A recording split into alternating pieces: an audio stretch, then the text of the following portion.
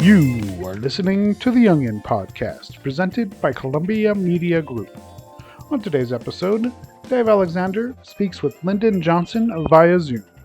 They will be discussing new varieties of Vidalia onions. Hello, everyone. This is Dave Alexander with Onion World Magazine. Thank you for joining the Onion Podcast again. Got something interesting today, as you can tell by our background. There's a new seed for Vidalia growers, and that seed is from Crookham. And today we're talking to Lyndon Johnson, and he's with Crookham. And hello, Lyndon. Thanks for joining us today. Give us a quick explanation of what you do for Crookham. Well, I'm a sales development manager here at Crookham. I've been involved in onions most of my career, all of my career actually. And here the last 18 years of my career, I've been selling onion seed. And I've been at Crookham here for the last 6 years as their sales development manager for onions for all three segments: short days, intermediates, and longs as well. So a lot of people in the Treasure Valley area know you really well because that's where you're based out of. But yes. Now you're reaching out into this new segment here for what we call flat top onions, Vidalia onions. Tell us about these new seeds that you have. That maybe the names and what you're expecting out of them, and then we'll talk about some trials and here after that.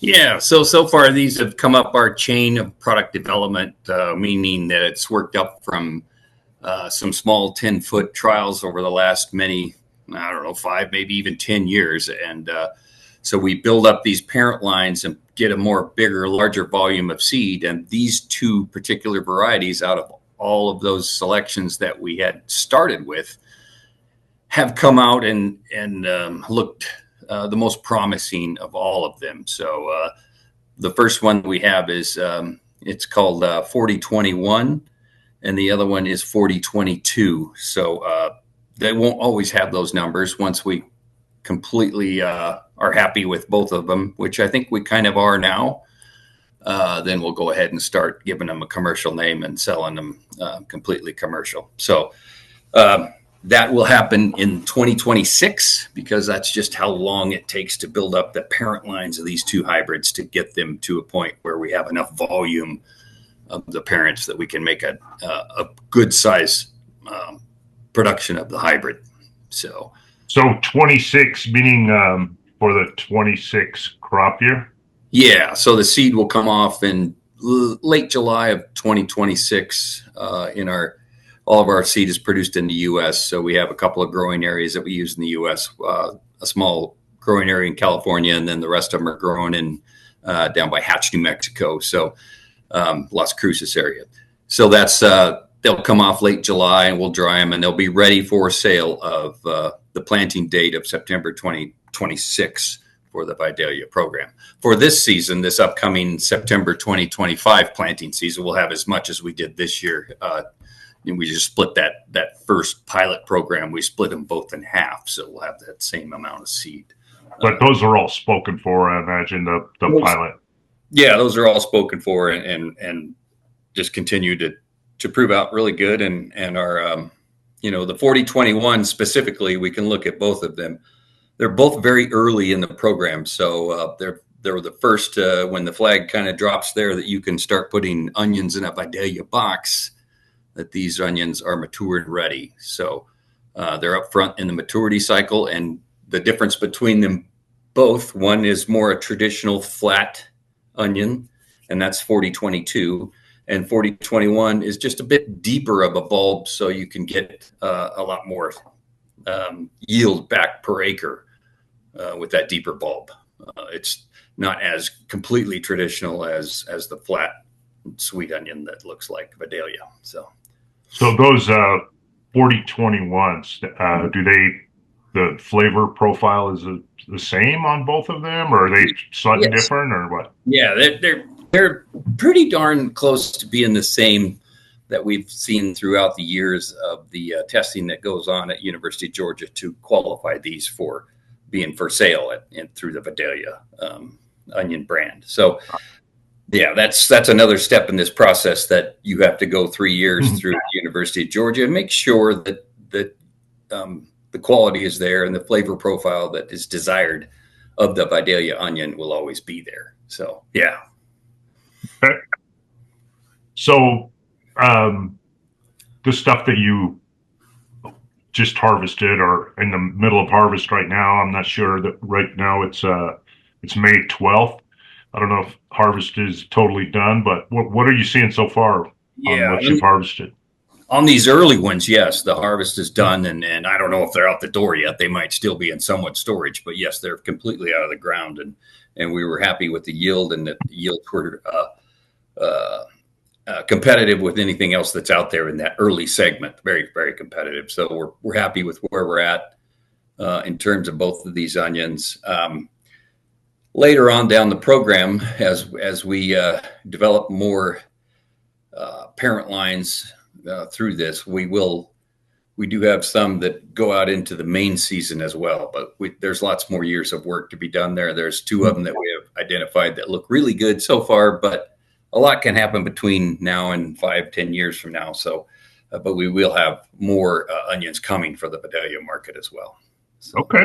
Yeah. All right. So let's talk about what makes your varieties special, or why should someone choose yours over what they're using now? Yeah, and I think overall picture of just specifically this 4021, if you want to have an early onion that's ready, available right after or right at the start of that Vidalia program, and one that has the ability to add more yield given the same planting scheme and the same fertilizer and everything else that you can put in it, input usage. I believe that 4021 is one that there's some growers in the Georgia area who like that extra yield and can deal with stepping away a small amount from the traditional flat look, right? And getting a deeper bulb and having some more yield per acre appeals to them. And as the 4022, it looks absolutely traditional, flat, very traditional looking, and just dynamite flavor profile from bulb to bulb. And obviously, they both have they both have very strong tops and very strong root systems that are their ability to, all that stuff is sprinkler irrigated in Georgia, and those growers are very, very technical. They know what they're doing. Yeah.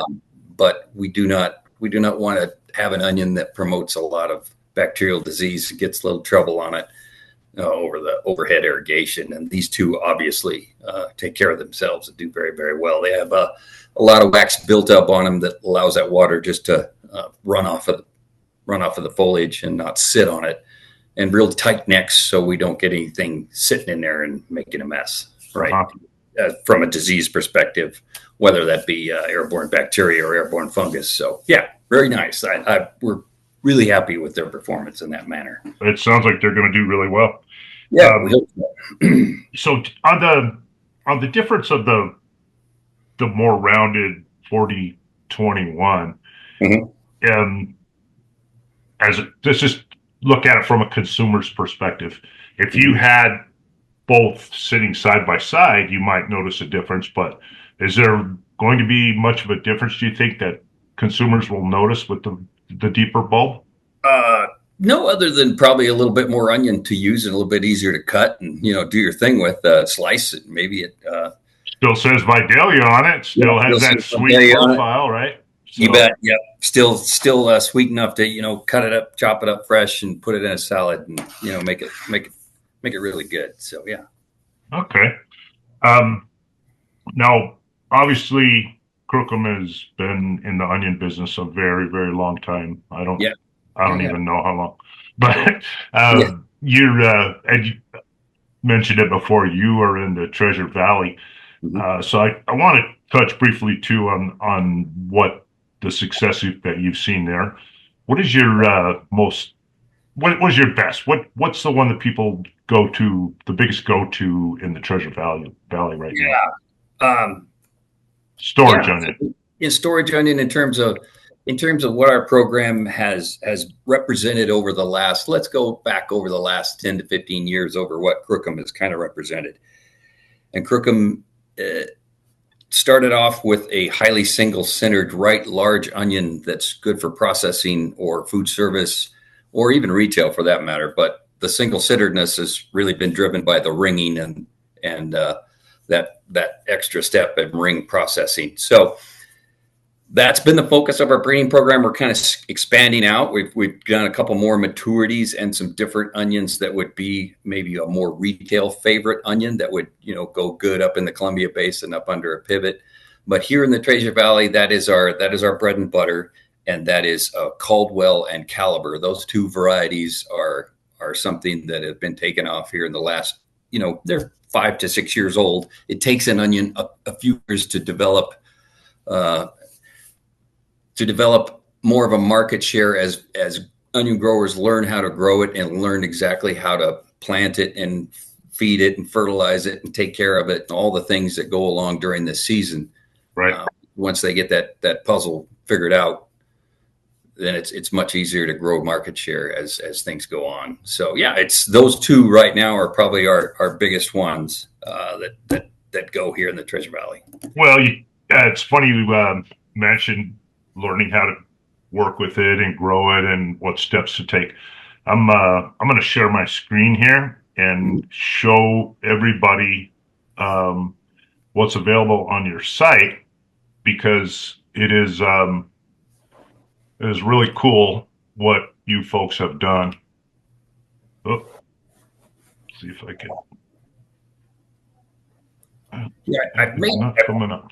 I've made a few of these. I think I know what you're referring to, and maybe is it the growing technique sheet? So I'm not sharing it right now, but it is. It's actually like I've got the Caldwell one pulled up right now, and it's growing techniques. Gives you planting dates, fertility, like what to use, not what to use, but here we go. Here we go. Yeah. Should be seeing that right now, I hope.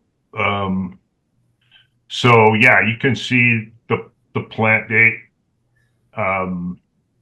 fertility, when to fertilize, when to use fungicides, how to harvest, and this is pretty good information. Plus, there's also tons of photos. There's videos on not every variety, but on most of I'd say your popular varieties, right?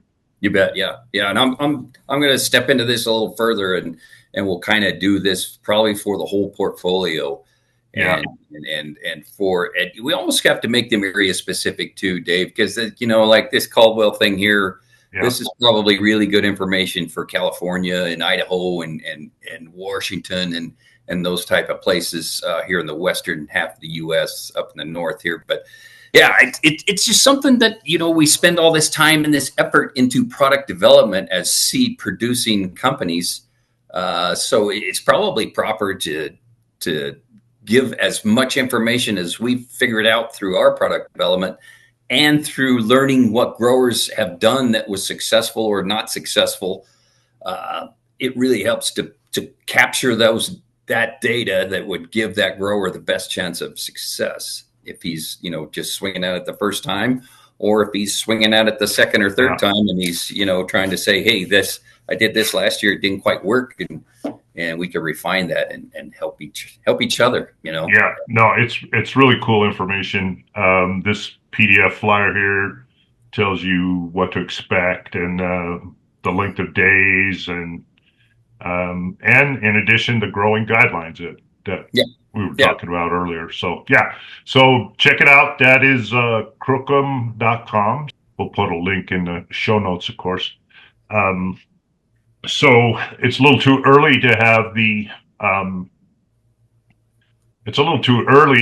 Vidalias in there, but those will be coming if you can. Yeah, those will be coming. Yeah, they'll be there. And okay, like I say, that'll probably happen. We'll probably name these two varieties either over right after the planting after 2025 Georgia planting, and then it'll have a commercial name for the volume of seed that we're bringing in 2026. So good. So we could quit calling them 421 and 422. Yeah, we'll have a nice name for them at this point. Yeah.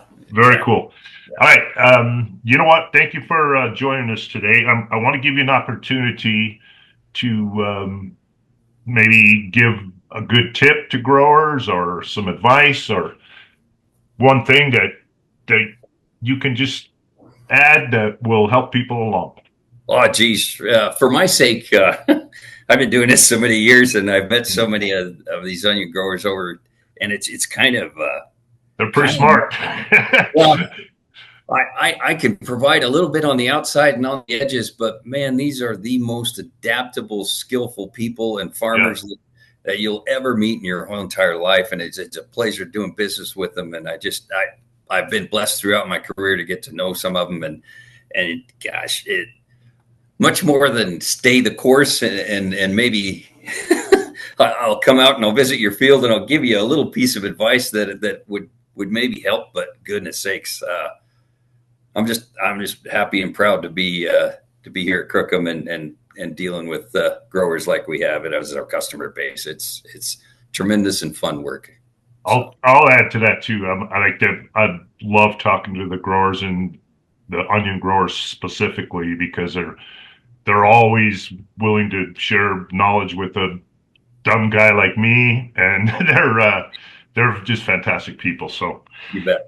So we're both lucky in that regard that we get to work with them, and I wish you success down the road. Have a great season coming up for storage. Thanks very much for joining us. Thank you, Dave.